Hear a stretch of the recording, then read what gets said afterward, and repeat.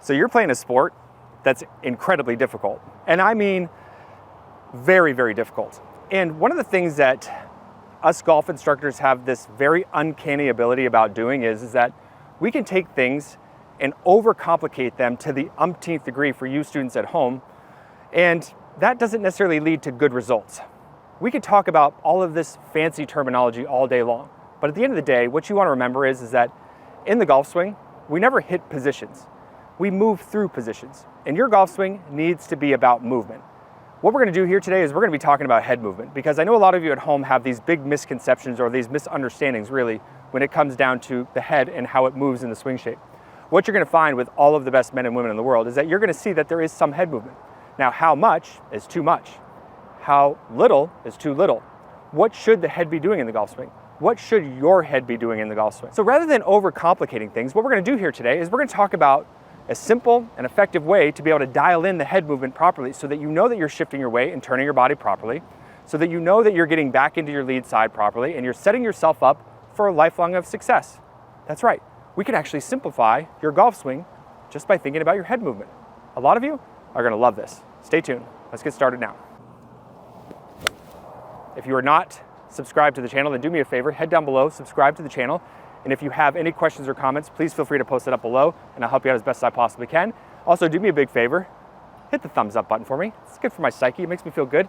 Helps us continue to grow as a channel and continue to help spread our message. Now, what we're gonna be looking for when you back check this on camera is, again, we wanna see that the head is moved somewhere between an inch all the way up to about 2 inches max off the golf ball. Now, how much you move is gonna be very dependent on your ability to be able to make a full turn. When I look at backswings, I'm not looking at the hand and arm position or the golf club position first. What I'm looking at is actually the loading order in which is taking place in your golf swing.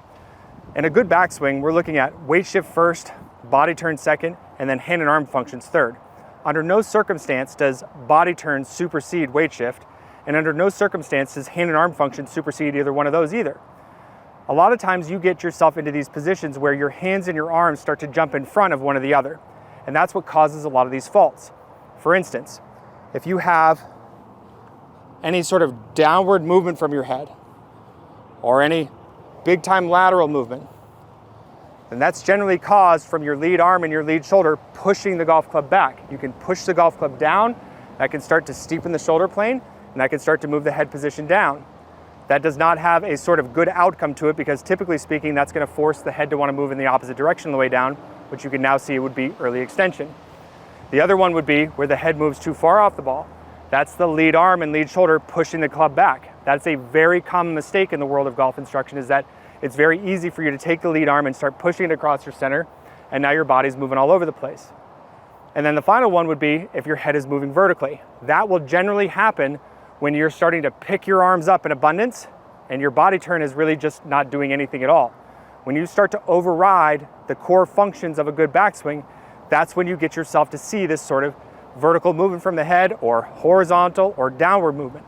So what we're going to do to fix that is we're going to think about where we're going to be moving from. Now, as you just heard me say just a moment ago, weight shift first, body turn second. Now, in a perfect world, when we start moving dynamically and really quickly, those two things are happening simultaneously. But I like to get you to think about them as broken down into two pieces. Now, a great way for you to stay centered is to learn how to actually turn your body from your rib cage, your midsection here. What I like to do is think about the right rib cage here, pulling back towards my center, so pulling back towards my spine, and to offset this sort of idea of making some sort of catastrophic fault where you're trying to squinch down and have into reverse pivot territory, what I like to do is I like to feel really long on the lead side of my rib cage. So I'm going to take this trail rib cage, and I'm going to start pulling it back towards my center as I start pushing down into my trail ankle, and I'm going to feel very long on the lead side of my body. If you can do that and you can feel that and you back check it on camera, and the most that you see your head move off the golf ball, then you have a slam dunk on your hands. Now, let's just say, for instance, you go through this exactly the way that I'm outlining, and you are still maybe moving a little bit too far off the ball. Well, then go stick your head up against a wall and do this same drill and start to feel where your head is actually moved in abundance versus when it should be staying a little bit more quiet. When you start to quiet the head down, you're going to feel a little bit tighter. That's a good thing. Those big muscles that you're starting to get engaged are working for you. So how we're going to do this is we're gonna do about 10 to 15 reps where we're just drilling little pressure shift. Take the right rib cage and pull it back towards your center and feel long on the lead side flank or your lead side ribs. So we're gonna do 10 to 15 reps, set up behind the golf ball. I want the golf ball directly in line with your lead ear. We're gonna start to pressure shift onto our trail side, okay? And I'm gonna take my right rib cage, pull it back, and feel long on my lead side. It's 1.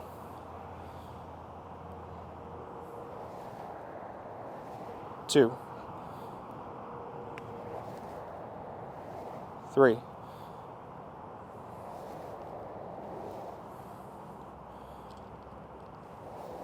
So you're gonna do that all the way up to 15. Now, what I want you to do is I want you to use that camera that you just set up in front of you looking at you. And I want you to back check your reps. Look at it very closely. Draw a line on the lead side of your head and on top of your head. And look to see that you've moved off the ball. You should see some space increase there. If you don't, then you're running into reverse pivot territory and you're neglecting weight shift in the golf swing. Now, let's just say you got that all nailed down. Now you're ready to start working on the most important part, and that's the downswing transition. Now, when you do this movement, it's very important that you understand that the head is going to help you get your weight transferred. But if you think about where your weight is moving to in your foot, and you think about how much pressure is there, and you allow your head to move back to its original position, then there's a pretty good chance that you're gonna have this worked into your golf swing and you're gonna be able to start drilling it out. So how we like to do this now is I like you to start getting accustomed to the position at address, right? You wanna feel where your lead eye is. I like to have my lead eye focused on the back of the golf ball. And what I'm gonna do is I'm gonna take that pressure shift, pull my rib cage back, get long on my lead side. Now what I'm gonna do is I'm gonna try to get my lead eye all the way back to the middle of the golf ball. That's right. So you heard me at the start say, you're gonna see the head move all the way back into position or slightly in front. Why would I want you to go slightly in front of where you were at address? Well, because most of you at home are just not prone to shifting your weight enough. And what you want to remember is that things are happening very quickly in the downswing, and you're going to start creating what we call secondary tilt. That secondary tilt, when your lead hip starts to clear out, holds the spine back, holds the head back in behind the golf ball.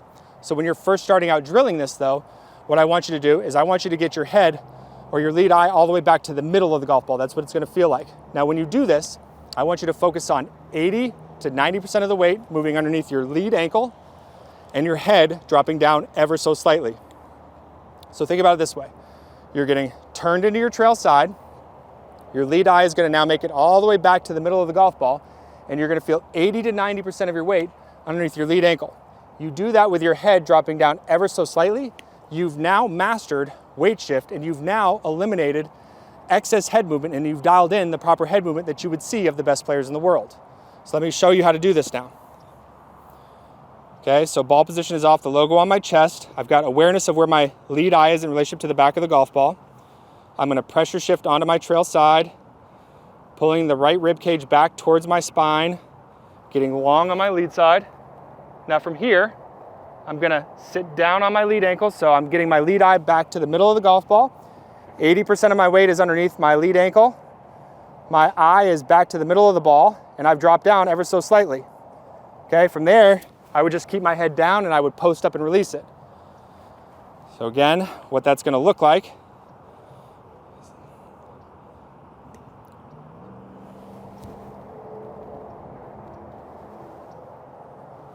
Okay. So we're gonna do 10 to 15 now, loading to the top, stopping at transition. So 80 to 90% of the weight underneath the lead ankle, lead eye back to the middle of the golf ball, head drop down ever so slightly.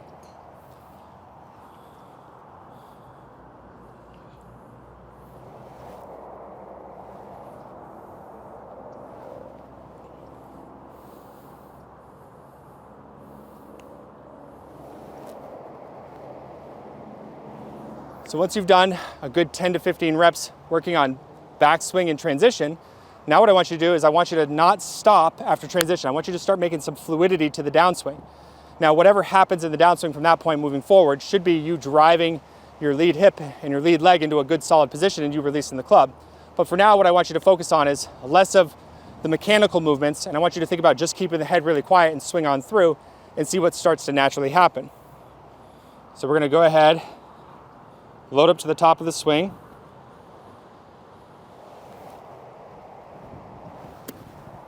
Okay, so on that rep, I focused on getting my lead eye all the way to the middle of the golf ball. I focused on 80 to 90% of my weight moving underneath my lead ankle, and I felt a little bit of downward movement from the head. Once you can start feeling this, you can start picking up the pace, but take your time. This is not a race, okay?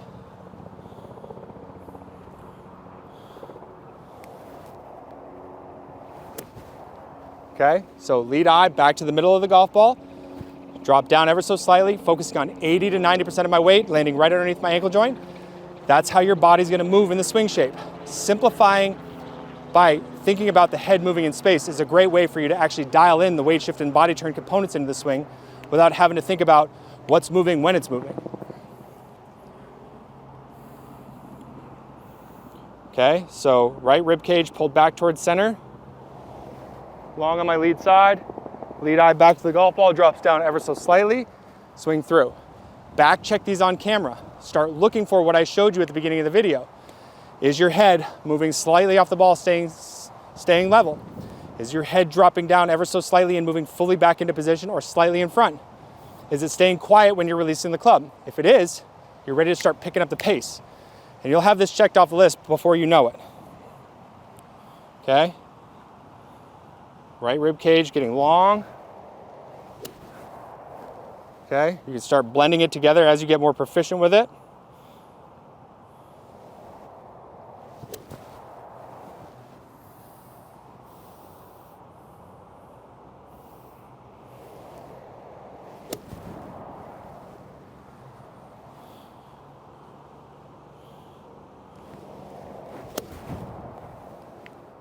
Okay, so there you go. So you saw how I started to kind of pick up the pace, and then eventually I made it one blended movement. When I get to the point where I'm blending it, very important that you're using a camera in this process and back checking those things, because feel versus real, it can get a little bit dicey. You want to be able to back check it, and what you're trying to do in a practice session is you're trying to take these working reps that we just gave you and turn it into a practice program. A good practice program is going to be somewhere between 100 to 150 reps in full swing territory. I know that seems like a daunting number, but if you don't have time to get to that number, then you can certainly use these movements that we were working on early as kind of chipping away at it. And the more that you get done over the next few weeks, the more you're gonna be able to do it with ease, and you're gonna be able to jump into the full swings just like that, and you'll be ready for showtime here.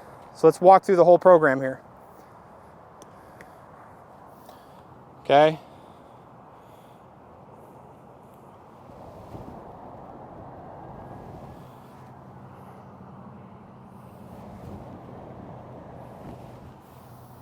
Pulling this rib cage back, getting long on my lead side.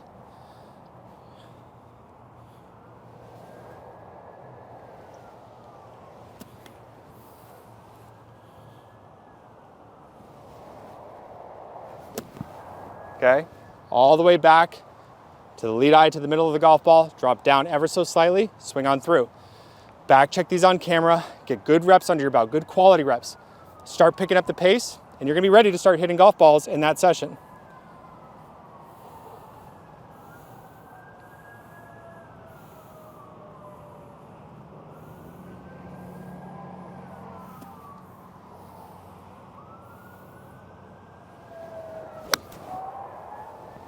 Get your body turn really nailed down and load into that trail side properly.